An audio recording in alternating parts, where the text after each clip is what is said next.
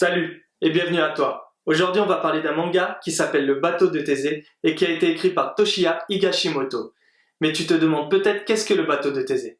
C'est simple, c'est un paradoxe qui a été très bien amené au début du manga par Higashimoto, où il t'explique que pour perpétuer le souvenir de Thésée, ils atteignaient à remplacer chaque planche usée par une nouvelle, jusqu'à qu'il n'y en ait plus aucune d'origine. Du coup, une question se pose, est-ce que le navire est-il toujours le même? Mais attends, c'est pas fini, parce que ce paradoxe, tu peux le mettre sur l'être humain.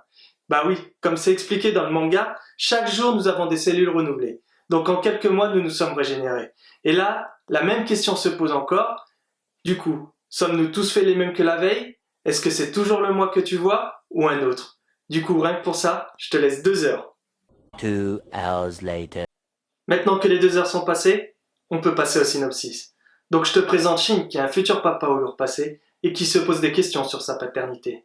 Comment devenir un bon père quand on a été privé du sien? Oui, car Shin est le fils d'un criminel accusé du meurtre de 21 personnes, dont 16 enfants et 5 professeurs. Ça en fait du monde. Et si tu veux, cette affaire, elle a eu lieu avant sa naissance. Et depuis tout ce temps, son père clame son innocence.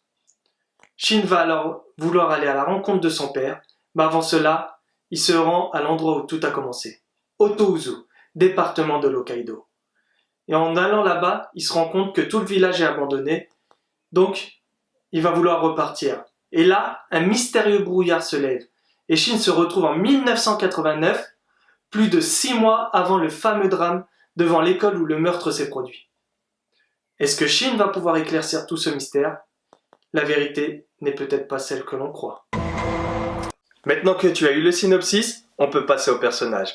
Je te représente Shin, qui est le personnage principal de l'histoire et que tu vas suivre tout au long du manga. C'est un jeune homme très réfléchi et réactif. Il va devoir faire en sorte de garder son secret auprès des habitants du village et cela va être compliqué, voire très compliqué.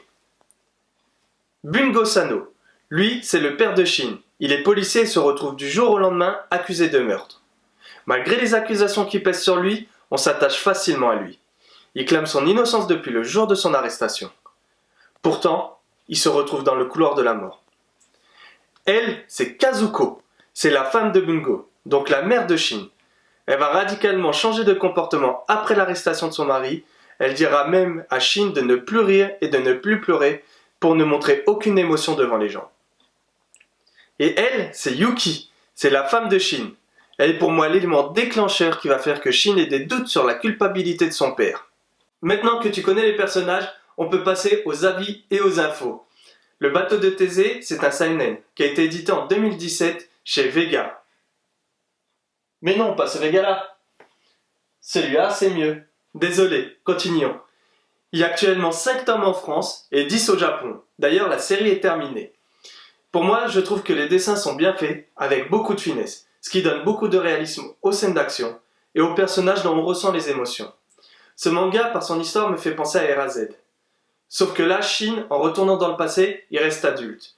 Si vous connaissez pas Erazed et que vous voulez le regarder, il y est sur Netflix. D'ailleurs, ça me fait penser que le bateau de Thésée a été adapté en série live. Mais pas d'animation pour l'instant. Ce manga me rend fou, car sans vous spoiler, en tant que lecteur, on se met en mode détective, et on voit des choses que Shin ne voit pas. On se demande constamment qui est le tueur. Moi, plusieurs fois j'ai changé d'avis, même si j'ai un nom en haut de la liste. Mais je vous dirai pas qui c'est. En dehors de la recherche du tueur, une question me reste en tête. Que deviendra le futur destin de Shin? Bah oui, par rapport au paradoxe que j'ai évoqué en début de vidéo, en revenant en arrière, Shin va sans doute changer son destin. Oui, si son père est innocent, l'éducation que Shin aura reçue ne sera pas la même. Ses rencontres ne seront pas les mêmes, et est-ce que Yuki fera partie de sa vie? Il n'y a qu'en lisant les tomes que l'on peut le savoir. Je voudrais aussi faire un parallèle entre la vraie vie et ce manga, car Higashimoto y soulève à mon avis quelques réalités. Il montre les difficultés que peuvent rencontrer les familles face à ce genre de drame. Oui, car Shin et les siens déménagent à chaque fois que des gens découvrent qui ils sont vraiment. Et Shin, il porte même un masque à son travail pour pas être reconnu et être associé à l'affaire. Ce manga soulève donc le fait que ces familles sont vues comme des parias de la société, même si certaines d'entre elles sont victimes d'erreurs judiciaires. Sinon, j'aime ce genre de manga où les époques s'entremêlent et où le héros va forcément changer le cours de son destin. Voilà, j'ai fini cette vidéo, donc n'hésite pas à t'abonner, à liker et à partager, et à faire un tour sur mon Instagram qui sera en description. Et prends soin de toi et à la prochaine.